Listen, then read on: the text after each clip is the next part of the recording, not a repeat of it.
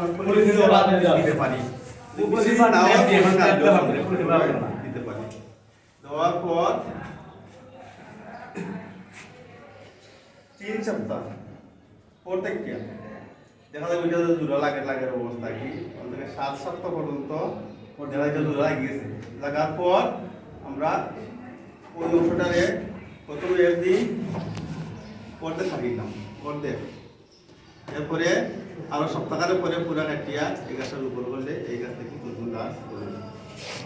কতদিন রাখবো স্যার? 3 সপ্তাহ 7 সপ্তাহ। এটা এক সিস্টেম, আরেকটা সিস্টেম আছে, এটা কেটে ফেলে দেয় একবার ডাইরেক্ট কেটে ফেলে দেওয়া হচ্ছে নেই। আমরা এইভাবে হচ্ছে টমেটোতে শুনি স্যার, আমরা টমেটোটা তো বুঝছি স্যার, ওই আপনার মাথা কেটে মাঝখানে ঢুকাই দেওয়াটা হচ্ছে না, এটা ডাইরেক্ট হয়ে যায়। তিত বেগুনের ভিনিয়ার ওরকম করা যায় নাকি? আবার ইয়েতে আবার দুভাবে খেতে কিন্তু আমি তোমরা বলে একটা গাছ থেকে আমি সাদা গোলাপ আর যে তোমার লাল গোলাপ রঙিন গোলাপ আরো কয়েকটা গোলাপই করা যাবে। এটা শুধু দিয়ে ওটা মানে চোখ দিয়ে চোখ আকারে সিস্টেমটা ওটা বড়ও করে কুলেও করে।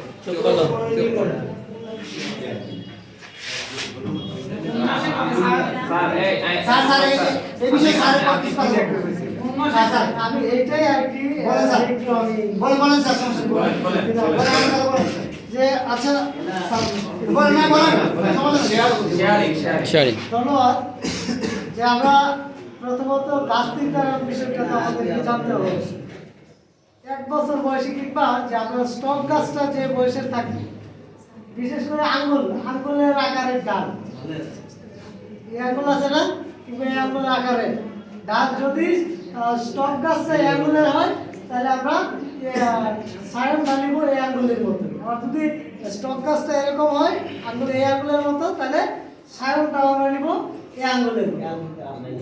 তখন আর কাটার ক্ষেত্রে আমরা একটা জিনিস খেয়াল করব যে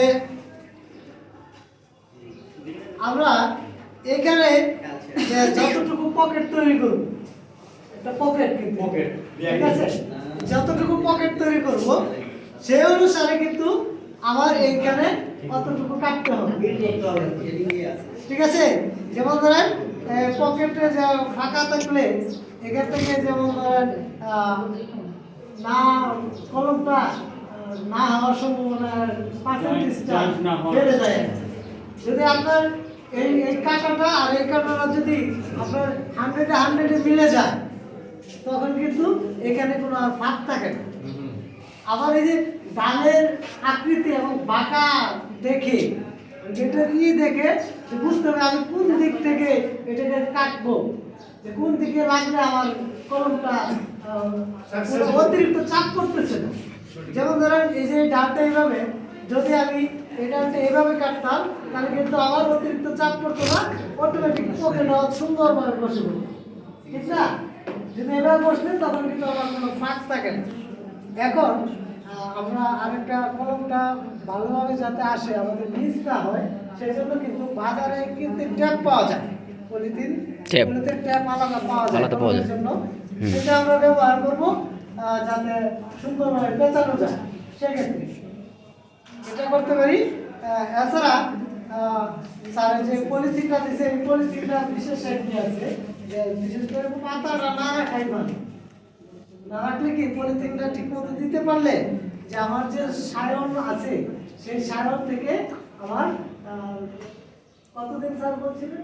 7 সপ্তাহ 7 সপ্তাহ 7 থেকে 8 সপ্তাহের ভিতরে আপনারা দেখবেন যে আস্তে আস্তে করে পাতার কুড়ি বের হবে। সব গাছে কিন্তু 7 সপ্তাহ না, টমেটোর ক্ষেত্রে মাত্র 1 সপ্তাহ, টমেটোর ক্ষেত্রে 1 সপ্তাহ হয়ে যায়। 1 সপ্তাহ গোলাপের ক্ষেত্রে উদ্ভিদের ক্ষেত্রে 7 সপ্তাহ 8 সপ্তাহ, ঠিক আছে। কিন্তু আপনারা সারা যদিও করেন সব পকেট করার সময় খুবই সাবধানতার সাথে করবেন, মাপ মতো, তাহলে দেখবেন আপনাদের একটা কলম নিচে হবে। পকেটটা মাপ মতো করেন এবং পকেটটাই পলিথিন কাঁচানোটা আছে না একটু যদি সাবধানতার সাথে করেন আশা করি কলম আপনাদের সফল হবে। গোবর যে দিত আগে যে গোবর বাটি এখন কি গোবর বাটি না আছে ভিতরে গুটি বলবে গুটি করব আবার ওই যে আরেকটা বিষয় দেখা যায় আরেকভাবে করা হয়। স্যার দেখি স্যার একটু স্যার। আমরা দেখি আরেকভাবে করা হয়, এটা সাধারণত এই গাছগুলোতে করা হয় এভাবে সরাসরি ফাটিয়ে দেয়। সরাসরি ফাটিয়ে মাছ বরাবর, ঠিক আছে? জোর করুন। আস্তে আস্তে স্যার হাত কাটবে। আচ্ছা দেখতেছি, মাছ বরাবর কেটে পকেট তৈরি করবো, ঠিক আছে? তারপর এটা আবার কাটতে হবে দুই দিক থেকে, আর দুই দিক থেকে আবার বসবে না, দুই দিক থেকে বসবে না আমার।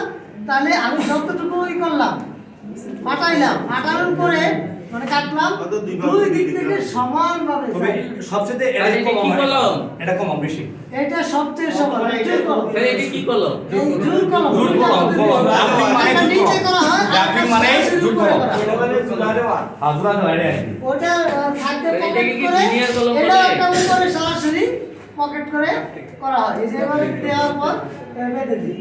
তবে এটা কিন্তু লক্ষণীয় জিনিস না। এখন যে এসিডটা যে আছে, এসিড প্রয়োগ করলে হালকা একটু করলেই হয়ে যায়। এখন আর এত এইসব সিস্টেম, এত কাহিনী প্রয়োজন নাই। আরেকটা জিনিস কাজে আরেকটা জিনিস আমি জানতে বলি, আমি এটা কৃষি বিশ্ববিদ্যালয়ের ভিতরে বাগান দেখতে গেছিলাম, আম বাগান। তখন এই বিষয়গুলো আমি দেখলাম যে ভিতরে বাগানের ভিতরে ঢুকা লাগে, বাইরে থেকে কিন্তু আমাদের সম্পর্ক পরিচিত ভাই ছিল, বড় ভাই, ওইখানে চাকরি করে। ওই সুবিধার জন্যই আমরা ভিতরে ঢুকতে পারছি না। ঢুকার পরে দেখলাম যে এত এত গাছ, মানে কি যে আম নিচে পড়ে রয়েছে পর্যাপ্ত, মানে কি খাওয়া মানে কি পর্যাপ্ত পরিমাণ নিচে পড়ে রয়েছে, পেকে কেউ নিতেছে না জিনিসের। পরে দেখলাম ওইখানে একটা জিনিস আমরা মনে করি যে ছোটো গাছে কলম চলে, আমরা মনে করি, ঠিক না? অথচ দেখলাম ওইখানে অত মোটা গাছ, ওইটা তো কলম। কিভাবে কলম? ওই গাছটা যদি আপনি কলমে পারদর্শী হন, পরবর্তীতে আস্তে আস্তে পারবেন, সেই গাছটাকে কি করে মাথা বরাবর কেটে দেয়। মাঝখানে কেটে দেয়। ওইখান থেকে যে এই যে নতুন করে কুশি বের হয়, কুশি বের হলে এই যে কুশি বের হলে চারদিক থেকে এই যে এই প্রক্রিয়ায় কি করলো, অন্য যে উন্নত গাছের সায়ন আছে সেটা স্টক গাছে কি করলো, লাগালো। লাগানোর পরে দেখো যে 3-4 জাতের আম চারদিকে, এত ছোট ছোট গাছে চারদিকে প্রচুর আম। এটা আমরা বেশিরভাগ করতে পারবো যারা আমাদের ছাদ বাগান করি কিংবা ছাদের টবে হ্যাঁ, অল্প টবে। জায়গা আছে, সেখানে যদি আমরা একটু বড় চারাও নেই, যদি একটু উপরে কাটি জায়গা মতো এখানে ডাল গজালে, সেখানে আমরা এই পদ্ধতিতে কলমটা করলে আশা করি আমরা কয়েক জাতের আম আমাদের এক গাছ থেকে। তবে আমি এক গাছ থেকে। বলে দিই, সুন্দর। ই কোম্পানি, একবি কোম্পানি একটা ট্যাবলেট আছে, বুঝছেন? আমি যতটুকু আর কি ক্ষুদ্র মানে আমি জানতাম না। স্যার অনেক জানেন। আপনাদের সাথে শেয়ার করার চেষ্টা করলাম। তো আমি একটা কথা বলি, আপনারা যদি এটা করতে চান তাহলে জিবরালিক অ্যাসিডের একটা ট্যাবলেট আছে, ট্যাবলেট, বুঝছেন? এটা আপনার একবি কোম্পানি তৈরি করছে, এটা খুব কাজ করে, খুব ভালো কাজ করে এটা, বুঝছেন? এটা মিসেক্ট হবে না, সব থেকে ঠিক দেওয়ার সাথে ঠিক জায়গা, বুঝছেন? এই ওষুধ আপনি করলে না না স্যার, আমার এটা আগে কোনো প্রশ্ন আসেনি স্যার। আমার বাড়িতে একটা কুল গাছ আছে। আমার এই কুল গাছে 3 জাতের কুল এক গাছে